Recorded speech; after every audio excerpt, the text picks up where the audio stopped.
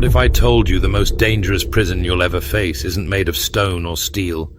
It's not guarded by men or locked by keys.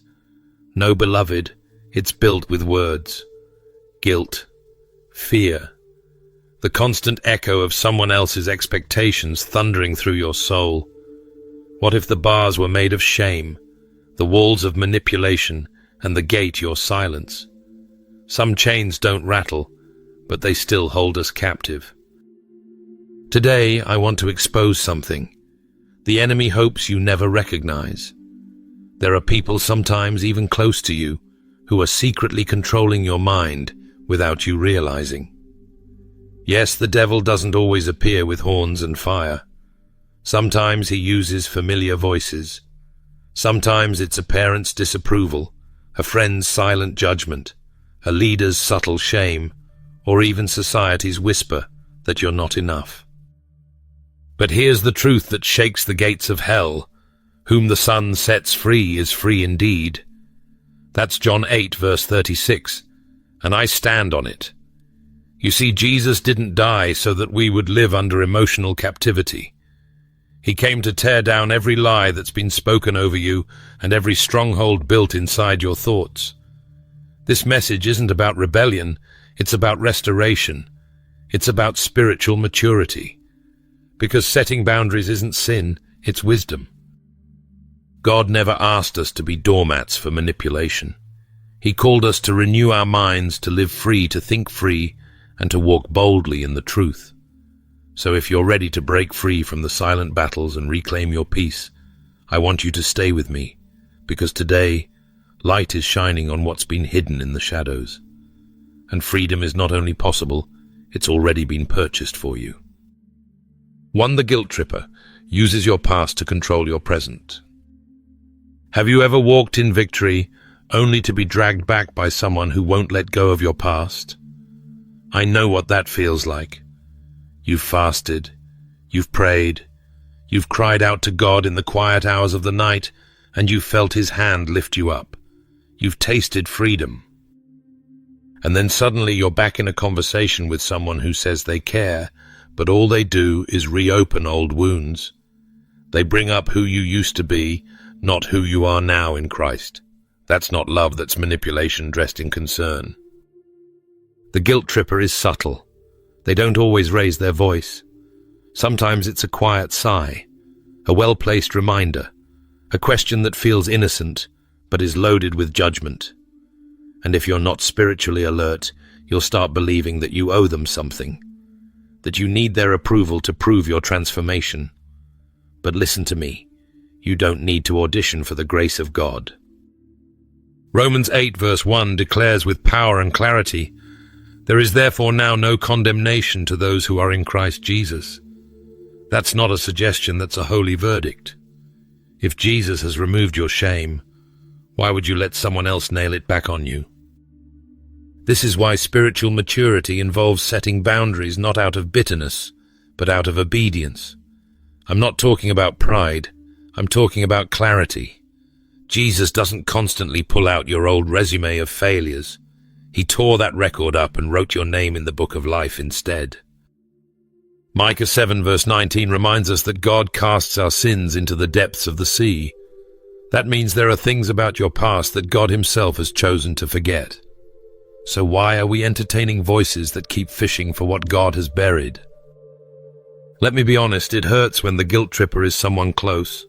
A parent, a sibling, a spiritual mentor. And yet even then we must remember that their inability to see your transformation doesn't disqualify it. You are not their project. You are God's masterpiece. If anyone is in Christ, he is a new creation. Old things have passed away. Behold, all things have become new. 2 Corinthians 5 verse 17. I want to speak directly to your heart right now. If you've been walking on eggshells around someone because you fear they'll never fully forgive or accept your growth, breathe in this truth. You are not bound by their limited perspective. You are released by God's eternal love. You don't need to explain your transformation. You need to walk in it. Because freedom doesn't ask for permission, it stands on the promise of God. And when someone tries to guilt you into chains God has already broken, that's when you rise up in boldness and say, I'm not negotiating my freedom with anyone who refuses to see what God sees in me. Friend, the cross was not a halfway work. Jesus didn't hang there so you could live half free and half bound. He bled so you could walk in total renewal, spirit, soul, and mind. I need you to hold on to this truth. There is a difference between conviction and control. The Holy Spirit convicts to lead you into life. But people who seek to control will use guilt to chain you to who you used to be. That's not kingdom, that's captivity. And if you feel the Holy Spirit tugging on your heart right now, don't ignore it. That's not just emotion. That's God pulling you out of emotional bondage and into His marvelous light. He didn't bring you this far for you to be dragged back by voices that can't recognize your redemption. 2. The passive-aggressive talker confuses and manipulates subtly. They never tell you what they mean, but somehow you always feel like you did something wrong. Isn't it strange how certain people never raise their voice, never accuse you directly, yet leave you second-guessing your every move? One moment they're smiling. The next they're distant. Their words don't wound directly, but their tone, their timing, their calculated silences, those things leave deeper bruises than insults ever could. You find yourself in a fog, wondering, did I offend them? Did I miss something? And before long, their passive aggression becomes a tool of quiet control over your thoughts and peace. Let's pull the curtain back and look at this clearly. Passive-aggressive behavior is not harmless. It's a manipulative strategy that thrives on confusion and thrives even more on your need for clarity and reconciliation. But here's the hard truth.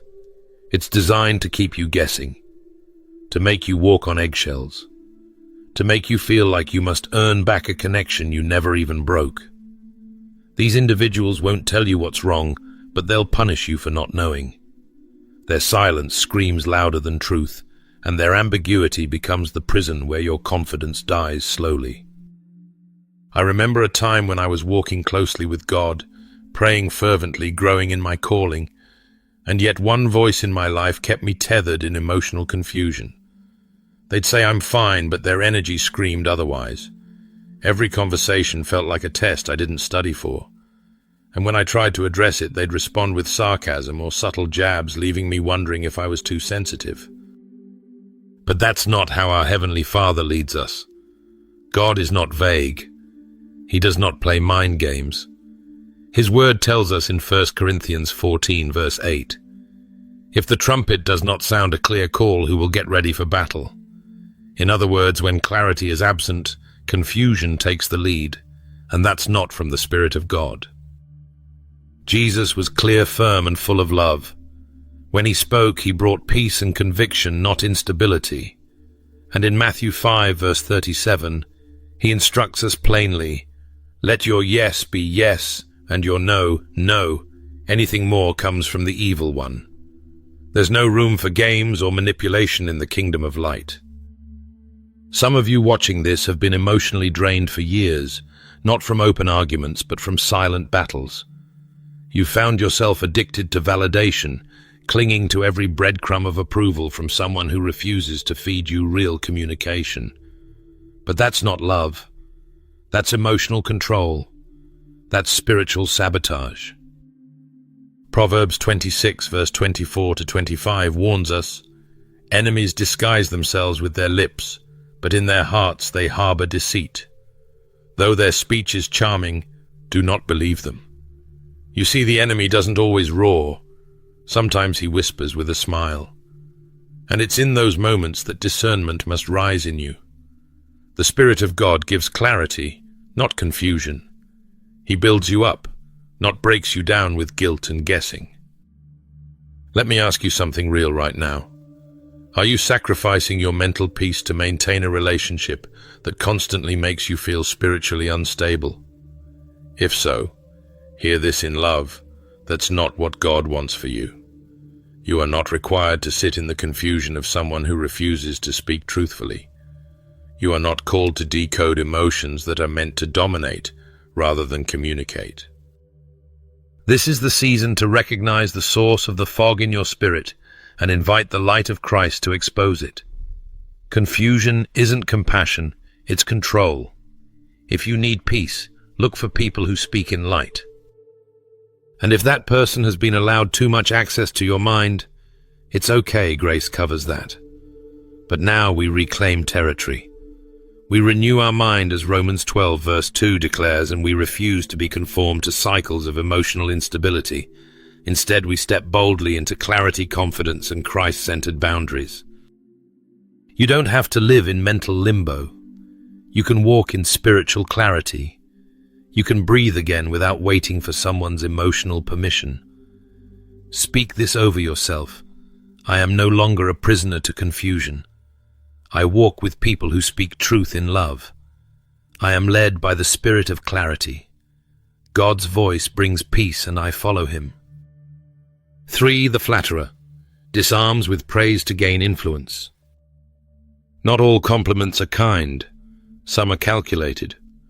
Let's talk about it. Not every "you're amazing" is rooted in love. Not every "you're the only one who gets it" is a badge of honor. Sometimes it's bait. Carefully crafted words designed to disarm your discernment, lower your defenses, and slowly wrap their influence around your soul. And if you're not spiritually alert, flattery can feel like favor until it turns into manipulation. Flatterers are not always loud. In fact, they often show up right before your next spiritual breakthrough. Have you noticed that right when God is about to shift your season, right?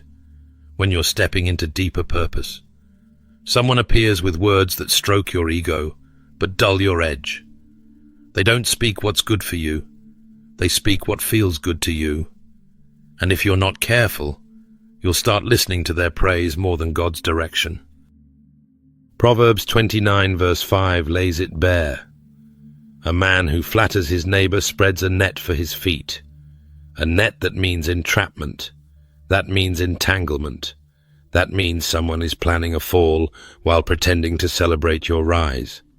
And too many destinies have been delayed because the voice that felt like encouragement was actually engineered influence. Let's be real here. We live in a culture that celebrates hype over holiness. People chase applause more than alignment. But the Word of God draws a sharp line between genuine encouragement and manipulative flattery. Psalm 12 verse 2-3 says, "They flatter with their lips, but harbor deception in their hearts." What looks like admiration can actually be a setup.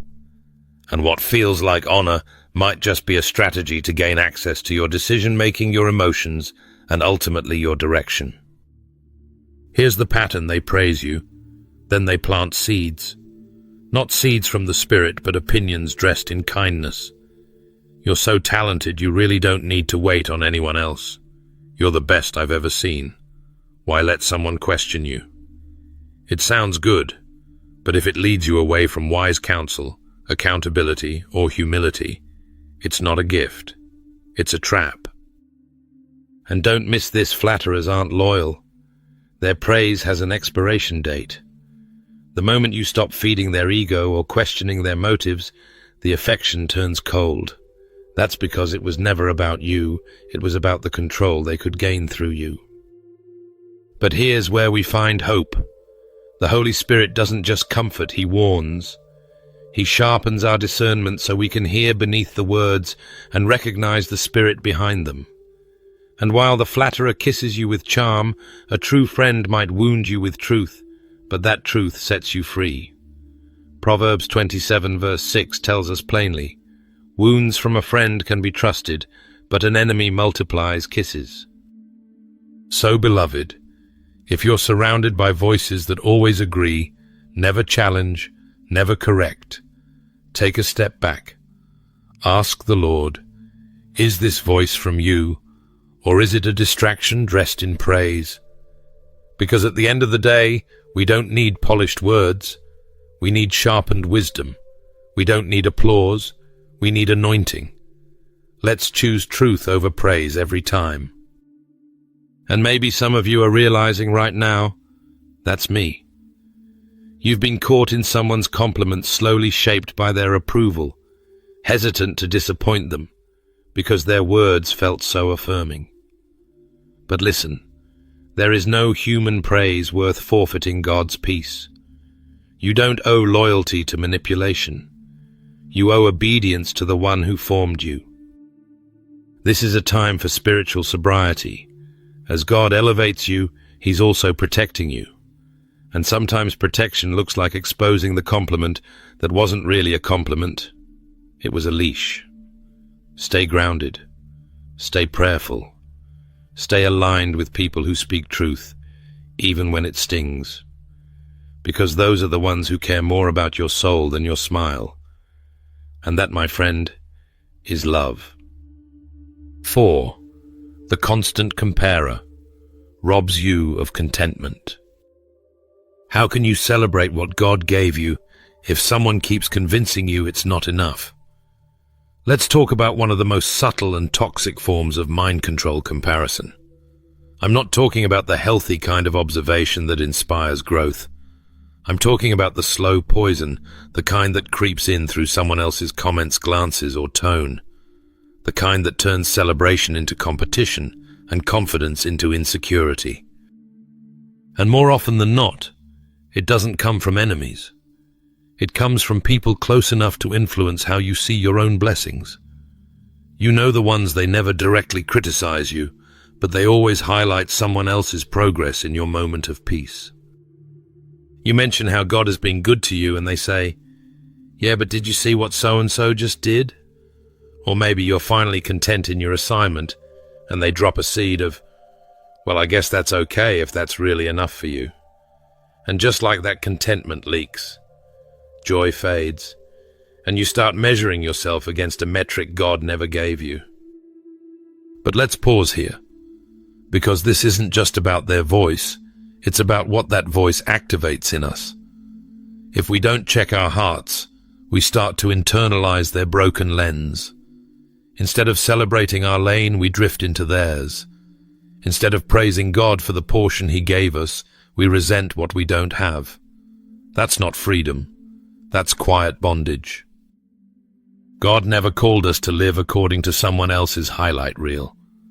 Galatians 6 verse 4 reminds us clearly, "Let each one examine his own work, and then he will have rejoicing in himself alone and not in another." When you stop scrolling through someone else's success and start stewarding your own story, peace returns. Joy multiplies. And suddenly the weight of comparison breaks off. But here's what you need to know. Comparers don't just observe, they rank. Every interaction becomes a silent competition. Every compliment is laced with a backhanded measurement. And if you're not careful, you'll find yourself performing, not living. Trying to prove, not be.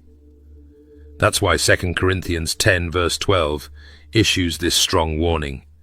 They measure themselves by themselves and compare themselves with themselves. They are not wise. Let me speak this plainly. Anyone who constantly makes you feel like you're behind is not operating in God's spirit of love. The Holy Spirit doesn't rush you, He leads you, and His pace is peace. I had to learn this the hard way. Years ago, I was thriving in the will of God, but then a constant comparer walked into my life. Every conversation felt like a scoreboard.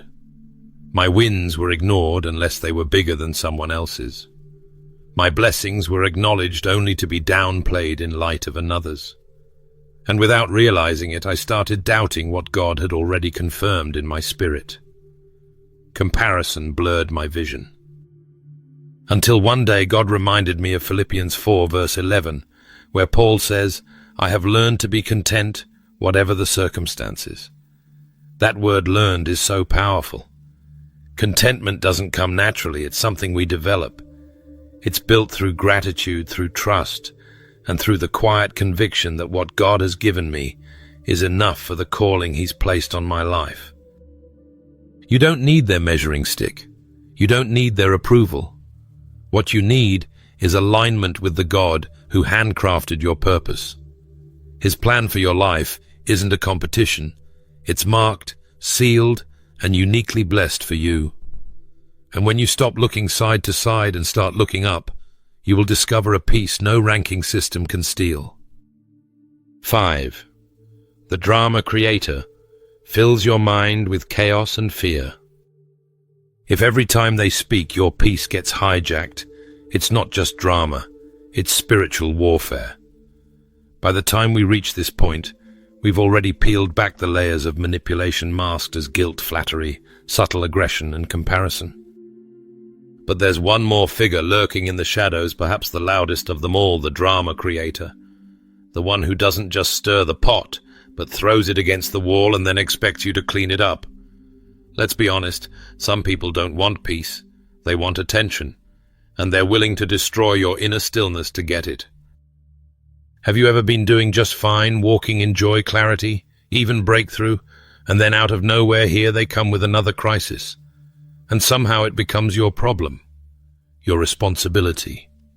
You start losing sleep over situations that weren't even yours to carry. Their chaos becomes your soundtrack, their anxiety, your atmosphere, and little by little your mind shifts from God's promises to their problems. That's not compassion, that's a hijacking. These individuals thrive on emotional storms. They don't enter your life to bring clarity, they arrive like a whirlwind.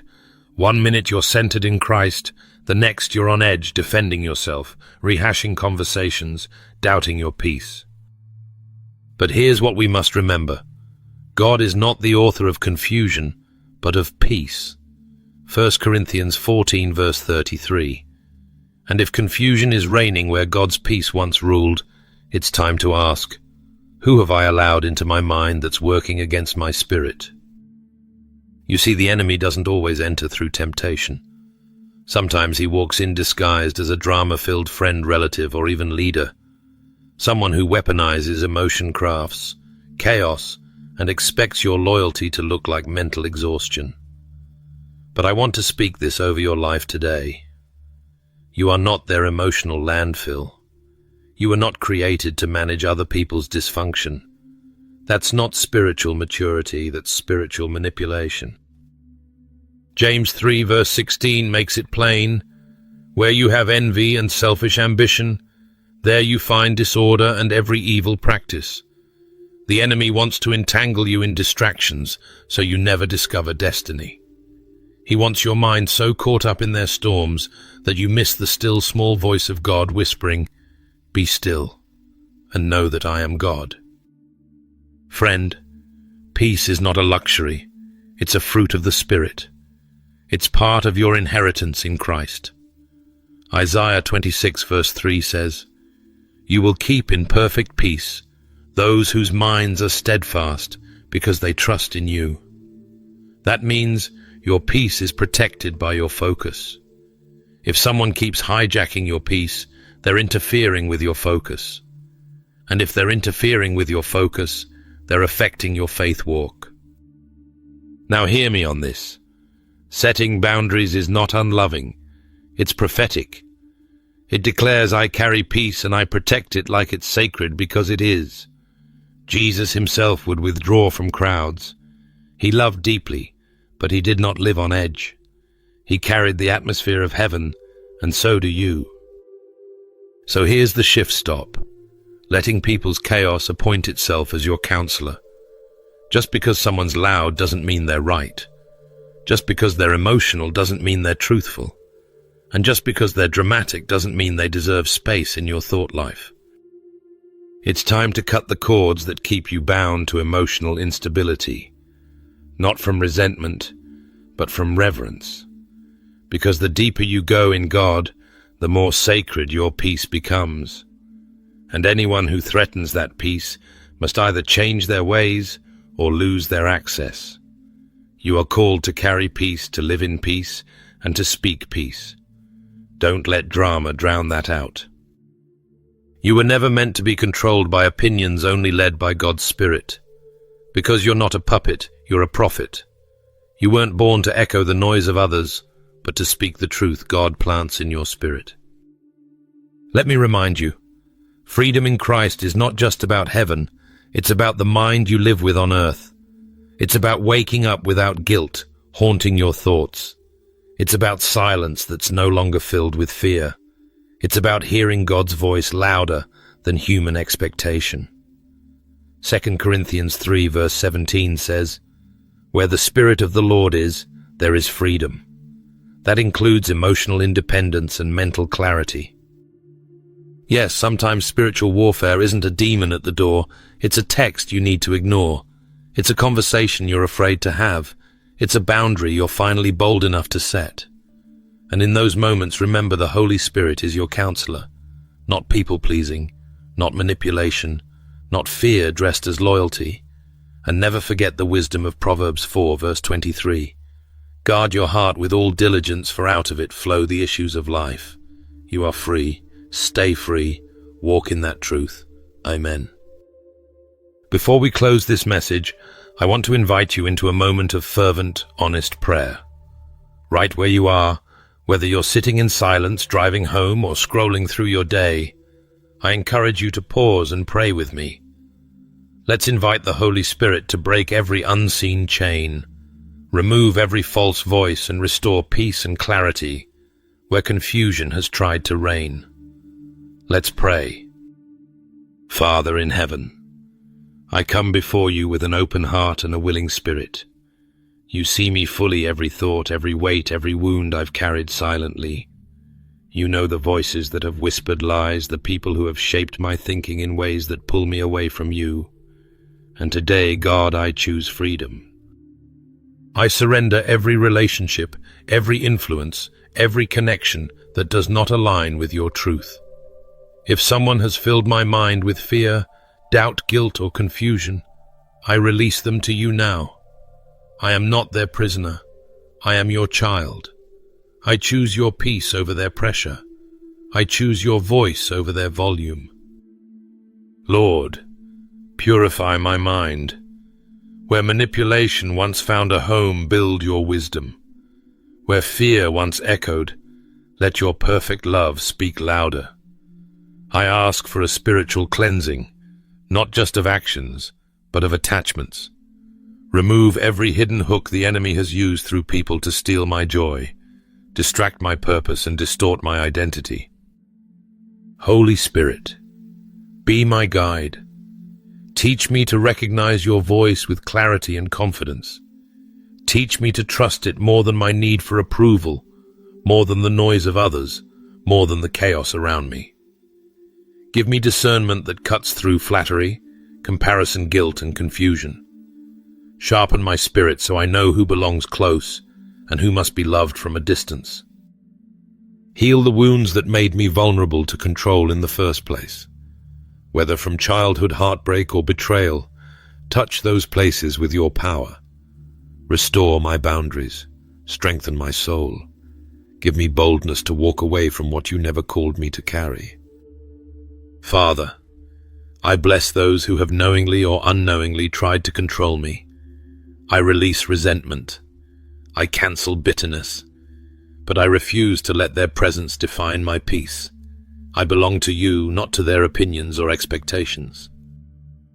Help me walk in the authority you've given me to protect my mind, guard my emotions, and choose relationships that lead me deeper into your presence. Let my life reflect balance, boldness, and the beauty of a mind stayed on you. I declare freedom over my thoughts. I declare wholeness over my emotions. I declare clarity over every decision ahead. Let your spirit be louder than every lie and steadier than every storm. In Jesus' name I pray, Amen. If this message has spoken to your heart or opened your eyes to hidden influences, I warmly invite you to like this video, subscribe to the channel, and share it with someone who may be silently struggling under the weight of emotional or spiritual manipulation. Thank you for being part of this community. May God continue to guide your mind, guard your heart, and lead you into deeper freedom, one truth at a time.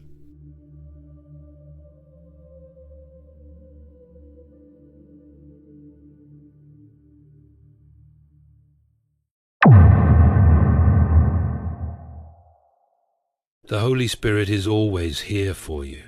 He watches, he smiles, he sees your prayers, and he whispers truth into your soul. Yet how often do we fail to recognize those whispers? How often do we push aside the nudges, the still, small voice that is trying to reach us? In the rush of our busy lives, we forget that he is here, right now, calling us, guiding us, warning us.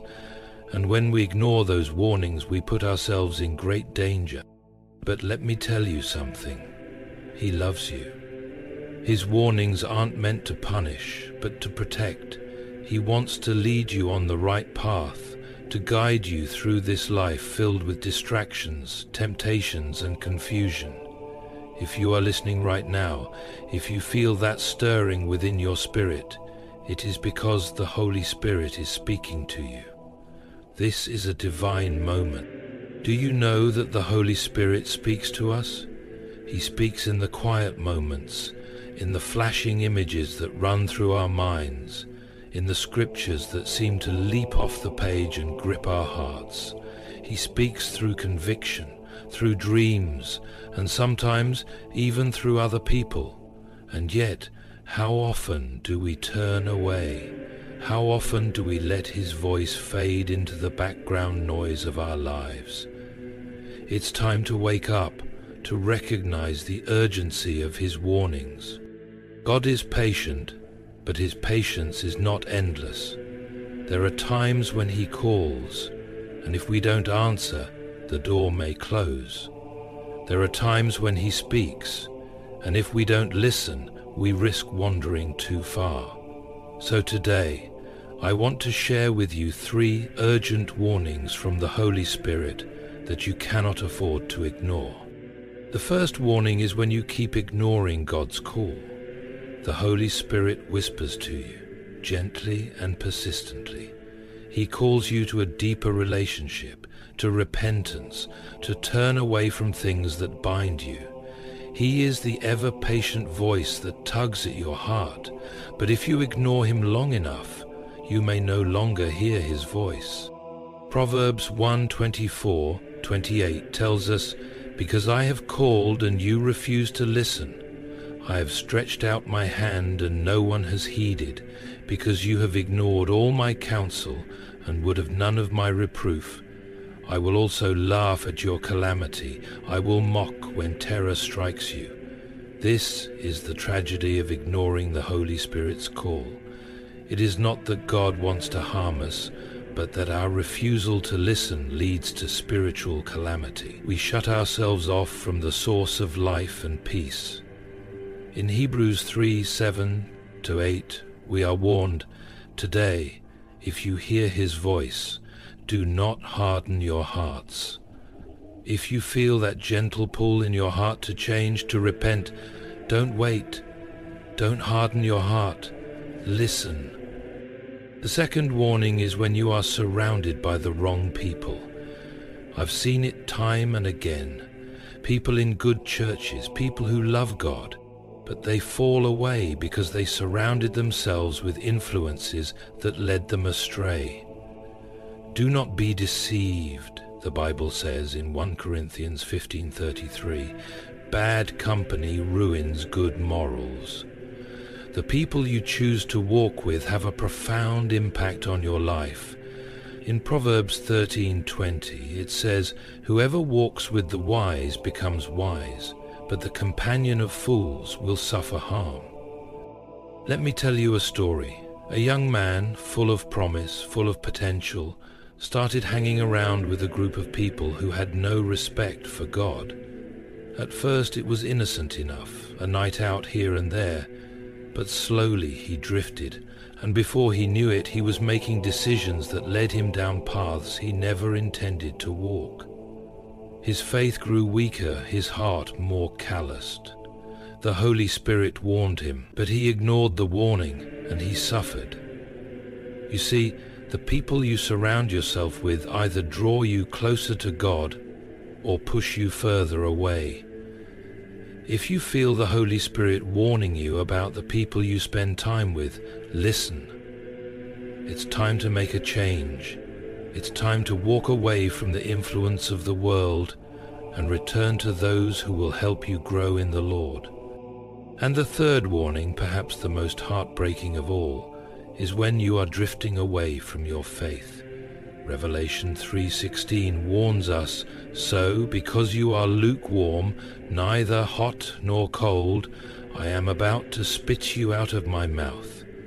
It's easy to get comfortable, to settle into a place where we no longer feel the fire of God in our hearts. It's easy to fall into routine, into complacency, but that is a dangerous place to be. The Holy Spirit is calling us to be fully alive in Christ, to be zealous, to burn with passion for Him. If you feel yourself drifting, it is time to wake up. Matthew 7:21. Matthew 20:12 tells us that not everyone who calls on the name of the Lord will enter the kingdom of heaven. Many will say to me on that day, "Lord, Lord, did we not prophesy in your name, and in your name drive out demons, and in your name perform many miracles?" Then I will tell them plainly, "I never knew you. Away from me, you evildoers." If you are drifting, the time is now to return to your first love. But how can you recognize when the Holy Spirit is speaking to you? Maybe you've felt uneasy, unsettled, like something isn't quite right, but you can't put your finger on it. That's the Holy Spirit trying to get your attention. Maybe you've noticed doors closing, dreams that seem to be fading away, or scripture passages that are repeating themselves in your mind. This is no coincidence. The Holy Spirit is speaking, and He's trying to show you something. When you feel that loss of peace, that inner unrest, it's time to stop, listen, and pay attention. I've known people who, in the middle of their turmoil, found themselves open to the Holy Spirit's nudges. And when they responded, everything changed. A marriage was saved. A career was redirected. A soul was healed. But I've also known people who ignored those warnings, and they suffered for it. If you feel this, the Holy Spirit is calling you now. He is speaking to you in this very moment, and He is offering you the gift of a new beginning. Will you listen? Will you act? So, what do you do when the Holy Spirit warns you? First, you repent and turn back to God. Acts 3:19 says, "Repent then and turn to God, so that your sins may be wiped out, that times of refreshing may come from the Lord." It's never too late to turn back to Him. If you've wandered away, if you've ignored the warnings, it's time to come home. Second, remove toxic influences and distractions from your life. James 4:7-8 tells us, "Submit yourselves then to God. Resist the devil, and he will flee from you.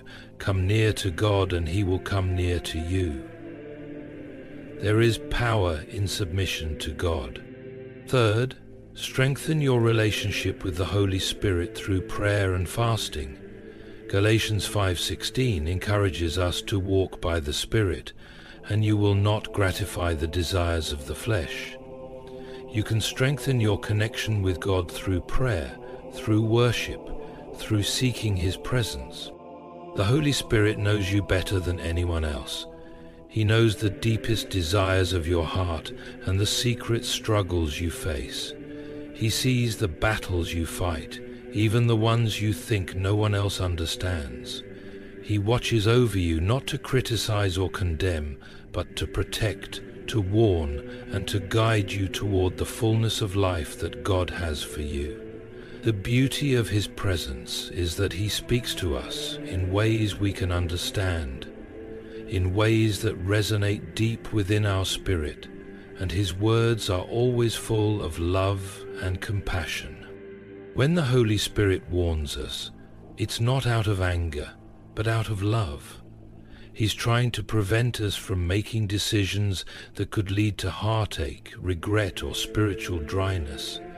He sees the potential consequences of the choices we make, and He urges us, gently but firmly, to turn away from paths that may seem harmless in the moment, but are leading us away from God's best. Sometimes his warnings are subtle, an unsettled feeling in our spirit, a pause before we act, a sense of conviction when we move towards something we know isn't right. But sometimes his warnings are more intense, an interruption in our plans, a door that won't open, or a sudden awareness that something is terribly wrong. These are the moments when he's speaking loud and clear. Pay attention. I'm trying to guide you. In these moments, the Holy Spirit is not simply protecting us from external harm. He is also protecting our hearts and souls. He shields us from the spiritual danger that arises when we drift away from God, when we allow sin to take root in our lives, or when we neglect the voice of God. The Holy Spirit's presence is a shield, a constant reminder that we are not walking this road alone. He is actively working to keep us safe, to help us stay on the path of righteousness, and to ensure that we don't stray too far from the love of God. The role of the Holy Spirit is not a passive one. It is powerful, it is protective, and it is always for our good. Spiritual complacency is a quiet, insidious danger that often goes unnoticed. It doesn't announce itself with a loud crash or a dramatic fall from grace. Instead, it creeps in slowly, like a tide rising imperceptibly until it has overtaken us. The danger of complacency lies in its subtlety. It often begins when we start to feel content with where we are spiritually. We no longer hunger for more of God, no longer pursue a deeper relationship with Him. We settle into a routine, and the urgency to grow in our faith wanes. It's easy to slip into this spiritual comfort zone. We go to church, we read a verse here and there, we pray when it feels convenient, and we think we're fine. But the problem is that God did not call us to a life of spiritual mediocrity. He calls us to live passionately for Him, to chase after His heart with all that we are. He calls us to a life of constant growth, of transformation, and of intimacy with Him. In Revelation 3:16, Jesus warns the church of Laodicea about this very issue. He says, "So, because you are lukewarm, neither hot nor cold, I am about to spit you out of my mouth." This is the danger of complacency. It lulls us into a spiritual stupor, where we become neither fully committed to God nor fully turned away from Him. We are just existing, not living out the vibrant, fiery faith that God desires for us. It's a dangerous place to be, because we may think we're okay, but in reality we are far from the fullness of life that God wants for us. Spiritual complacency leads to stagnation, and stagnation leads to spiritual death. When we become complacent, we stop seeking God with the same fervor we once had.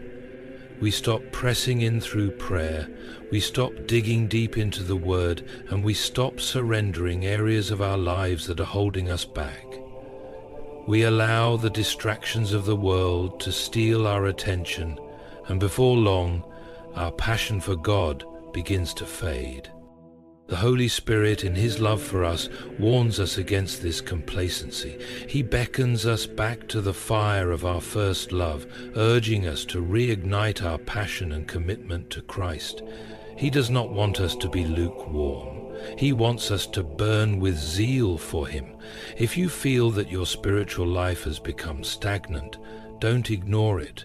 The Holy Spirit is calling you to awaken, to stir up the gifts God has placed within you, and to pursue Him wholeheartedly once again. The danger of complacency is real, but God's grace is always ready to revive and restore. The power of heeding the Holy Spirit's warnings cannot be overstated. These warnings are not mere suggestions or passing thoughts. They are divine messages sent with purpose, love, and wisdom.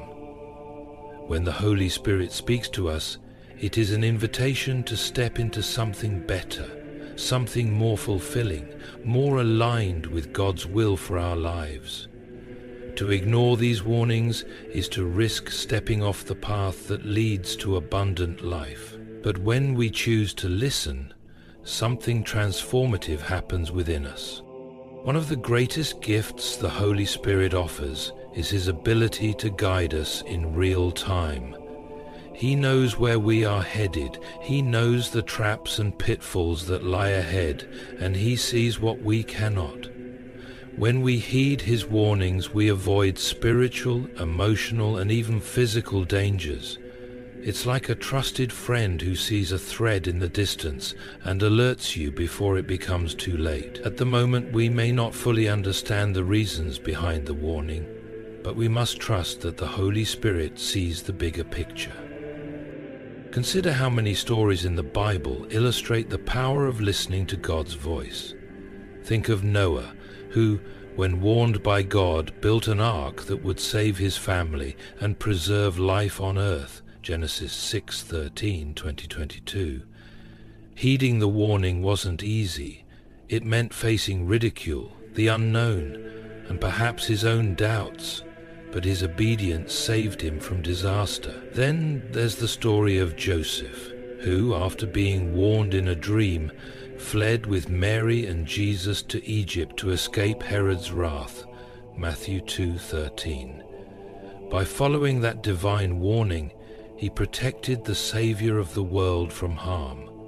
In each case, the warning brought about a blessing, a safety net, or a divine outcome that would have been impossible had they chosen to ignore it.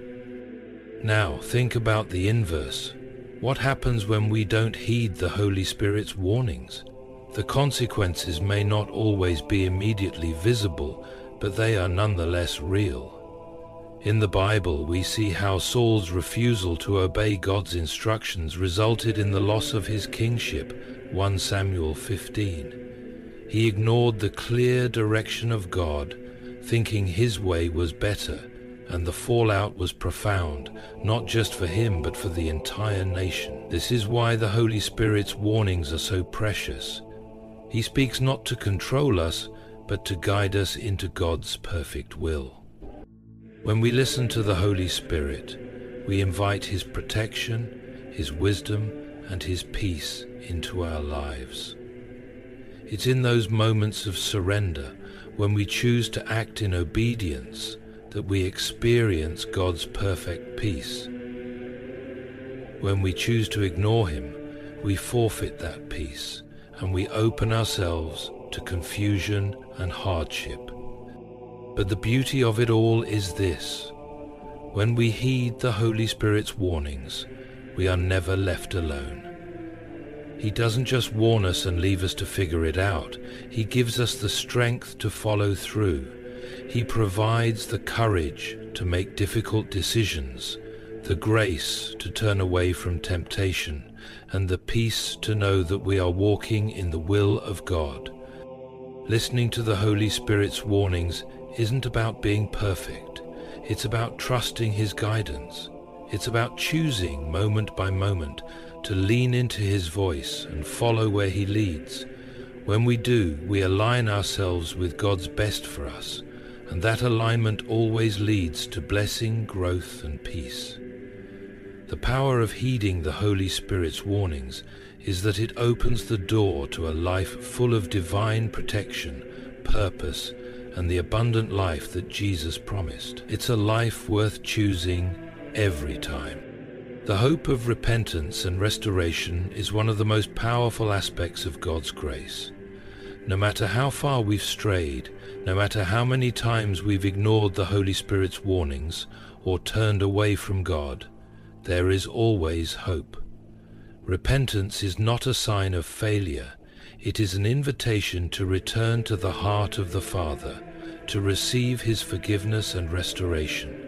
It is a moment of grace that reopens the door to intimacy with God and to the life He has always desired for us. Repentance is a beautiful redemptive act. It is the first step toward healing, toward coming back into alignment with God's will. In Acts 3:19 we read, "Repent then and turn to God, so that your sins may be wiped out, that times of refreshing may come from the Lord." Repentance brings refreshing. It is the moment when the burden of guilt is lifted, when the weight of shame is removed, and when the peace of God floods our hearts again. Repentance doesn't condemn us, it restores us. It is the pathway back to the arms of a loving Father who is waiting with arms open wide to receive us. Too often we get caught in the trap of thinking we are too far gone to be restored. We may have fallen too many times, ignored God's calls for too long, or wandered so far away that we believe there is no coming back. But the truth is, God's grace is limitless. No mistake is too great. No sin is too deep for his redemptive power.